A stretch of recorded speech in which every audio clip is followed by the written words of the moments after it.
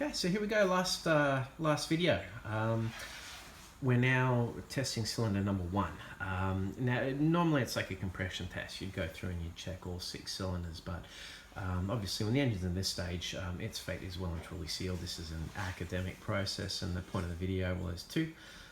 First one is to show anyone who hasn't seen a leak-down test what's involved and why it's useful. And of course, just for my little build thread, so I've got a document of what the issue was and what was happening before the engine was pulled apart. So we're just going to go ahead and we're going to dial up some pressure.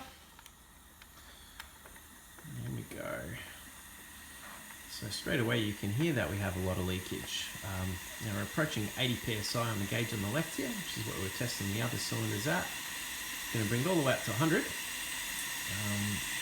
we go. And you can hear we have heaps of leakage. Now just on the left here, we've got on the right, you can see we're in the high leakage zone, and you can hear it. Great thing about this leak down test is it also gives you a clue where to look. Now if we've got problems with the rings, we'd have leakage via the dipstick tube.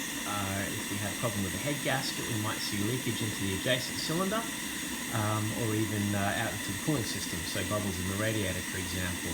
If we had a bent exhaust valve, we might see some leakage, in this case, outside of the block.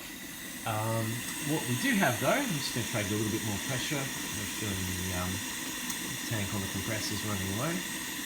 What we do have is leakage via the lower plenum. That's actually rushing out from the injector port there in the lower plenum. So leakage out the intake manifold is suggesting very strongly that we have a problem with our intake side valves and the seal there. So I suppose more news once the engine has been pulled apart. Thanks for watching, and I hope some of you found that interesting. Cheers.